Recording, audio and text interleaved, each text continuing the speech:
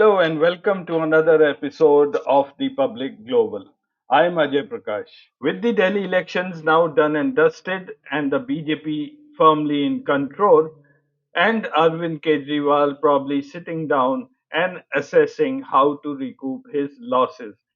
What has now become very common with the Bharatiya Janata Party, whenever they don't announce a chief ministerial face just before the election, they take weeks to announce a chief minister. The same drama is now going on in Delhi, and the handwritten chit from Modi's and Amit Shah's office is still awaited. And I'm pretty sure that the name is going to spring a few surprises for all of us. The next major state to go to election this year is Bihar.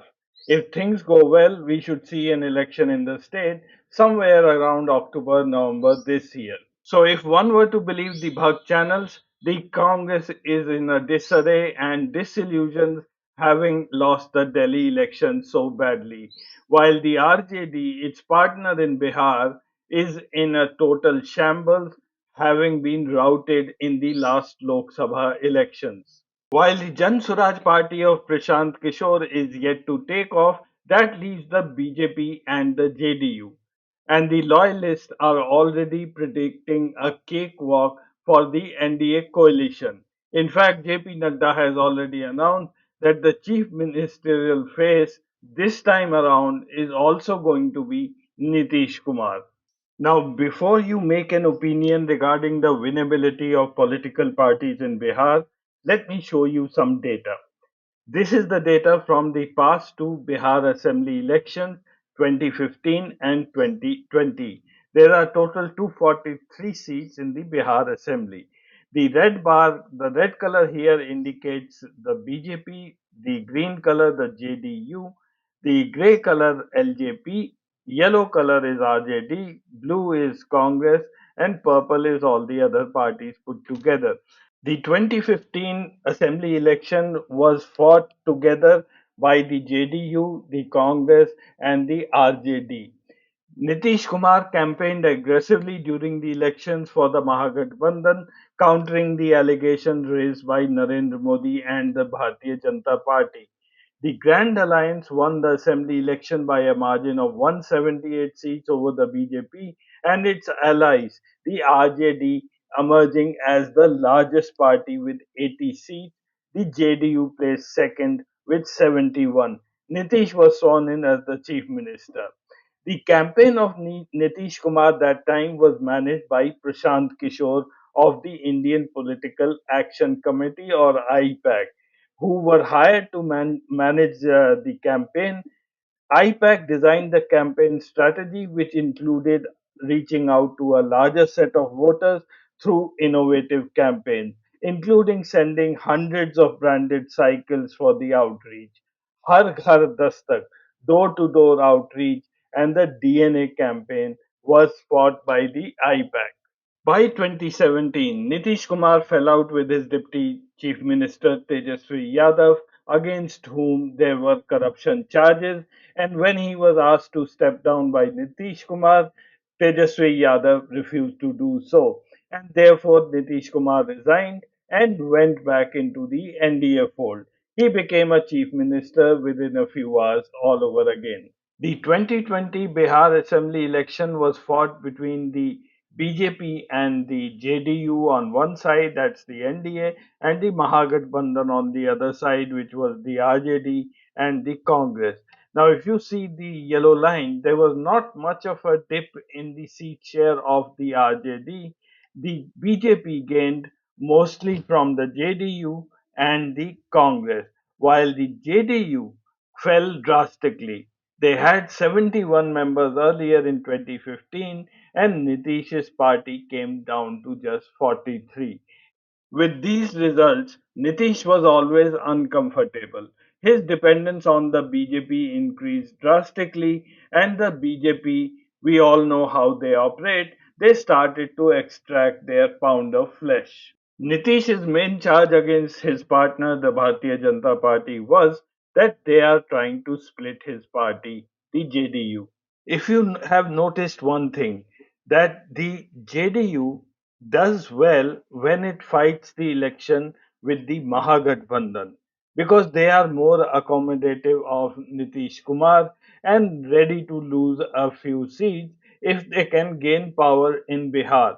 And whenever Nitish fights elections, the Bihar Assembly elections along with the BJP, they don't do so well. His dependence on the BJP increases.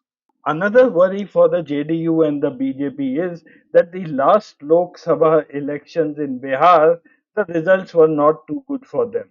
In 2019, the BJP had 17 seats, the JDU 16, and the LJP 6.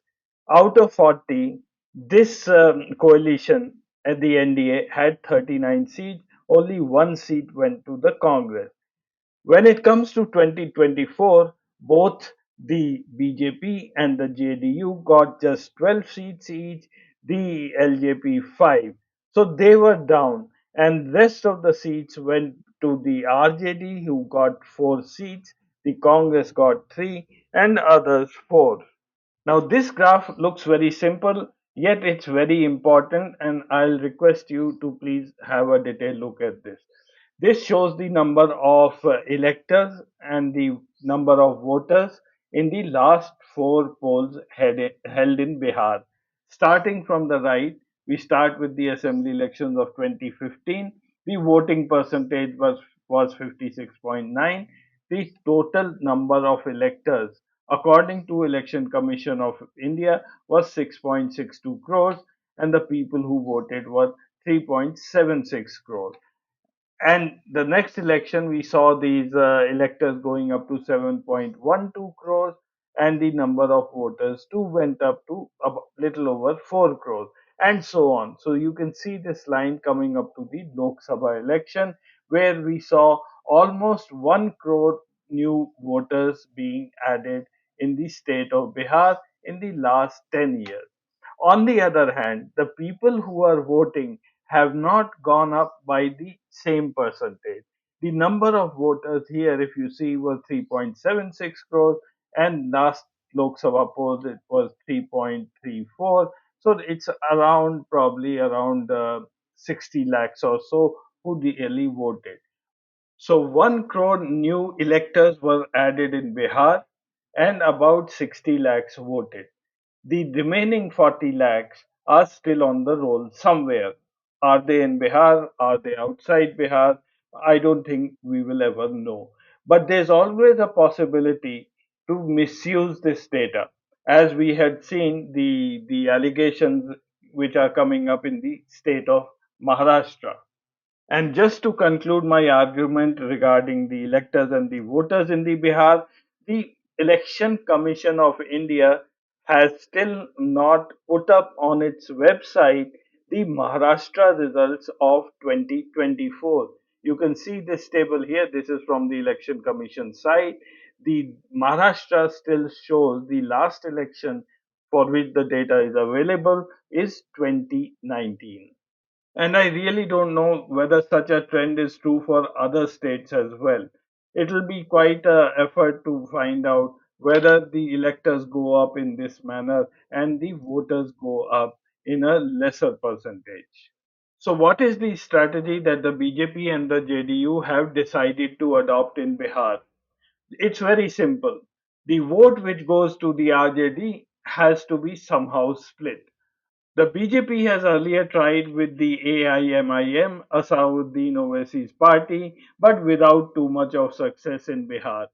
And the BSP cannot fight at 243 seats. They might at best fight at 5-6 seats, so it's not a dependable solution. So that leaves only one party, Prashant Kishor. And to pep him up and make him fight at 243 seats is the only strategy now left because Prashant Kishor, as he has shown in the by election, could be a force to reckon with. So in 2024, when once Prashant Kishore tried to enter the Congress party as a consultant for the upcoming Lok Sabha election, and Rahul Gandhi really didn't care about him, just threw him out of the meeting, Kishore decided to step up attacks on Rahul Gandhi.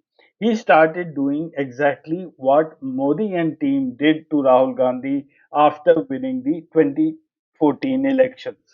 It was all personalized attacks on Rahul Gandhi, character assassination, and trying to show that Rahul Gandhi is an unwanted politician not only in India but within his own party as well. He also kept giving unsolicited advice to Rahul Gandhi. He also stepped up attacks against the RJD and Lalu Yadav. He started wooing away the Muslim and the Dalit vote bank of the RJD and the Congress. Recently, for the upcoming elections in 2025, Prashant Kishor has announced a bonanza for the Muslims in Bihar.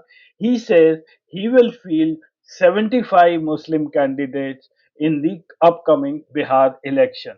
In order to reach the public at the grassroots level, he is doing what Rahul Gandhi did at the national level. He has undertaken a Padyatra within the state of Bihar called the Jan Suraj Padyatra. According to his website, this yatra has been going on for 665 days. He claims to have reached 2,697 villages and 1,319 Gram Panchayat. When asked how do you get the funding for all this, he says there are well wishers with whom he had worked earlier who are now giving him funds. That could mean anything. Prashant Kishore is known as an election strategist. In the past, he has supported many big politicians in elections, including Amrinder Singh, Mamta Banerjee, and Nitish Kumar. Yet he went horribly wrong in predicting the 2024 outcome of the Lok Sabha election. He himself says that he was wrong by about 20%. At that time, Prashant Kishore had said that Modi is going to win very comfortably. Even after the serious drubbing which Modi got in the Lok Sabha, Prashant Kishore did not say a word against the strategy of the Bharatiya Janata Party. He still maintained that the revival of Congress was not the revival of brand Rahul Gandhi and there is no widespread anger against Modi.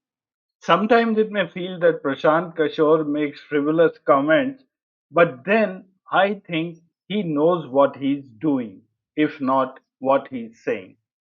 In November last year, by-elections were held for four assembly seats in Bihar: Ramgarh, Belaganj, Imamganj, and Tarari.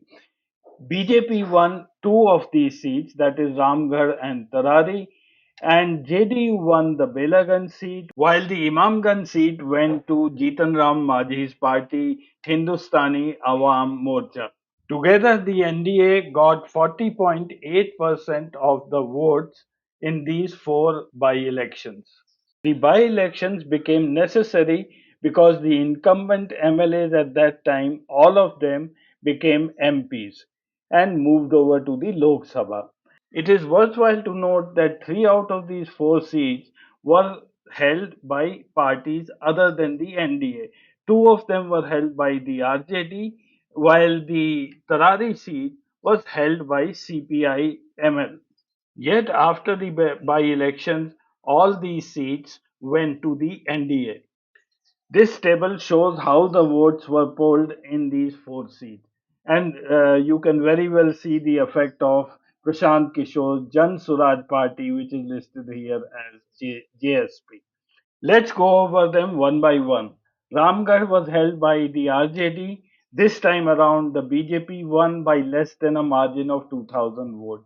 BSP surprisingly came at the second position, but then Jan Suraj Party got 6,500 votes and probably cut into the chances of BSP winning this seat.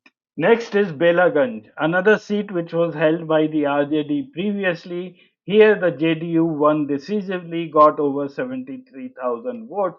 RJD came in at second at around 51,900 votes. But the Jan Suraj party really did well here. They got over 17,000 votes in Belaganj. But even if these votes were to add to RJD, the RJD still would have lost this election. The next seat of Imamganj, one would believe that this would have been a safe seat for Jitan Ram Majhi, who went on to become an MP and then a minister in the Modi cabinet. His daughter in law fought the election. She won by getting 53,400 votes. RGD was a close second at around 47,490 votes. The margin was very slim. And look at JSP. Jan Suraj Party got 37,103 votes. They spoiled the chances of RJD winning Imamganj. And lastly, Tarari, which was a seat held by CPI-ML. They lost this election. BJP got 78,700 votes, CPI-ML 68,000, though the margin was slim. And even if one would have added JSP's vote to them, CPI-ML would have lost by a wafer-thin margin. It is also important to note that in these four seats, Jan Suraj Party vote share was about 10%. The RJD's vote share was double of that at 20.6%. The NDA vote share was 40%. So the writing on the wall for the Congress and the RJD is very clear. Both parties have to put their act together extremely fast to counter this new threat of the Jan Suraj party. And for Prashant Kishor, he sees himself the next partner to the Bharatiya Janata Party after Nitish Kumar becomes irrelevant in the politics of the state, which is not very far from today. And till then, he doesn't mind cutting into the votes of RJD and the Congress. Thank you for watching. I'll see you again next week.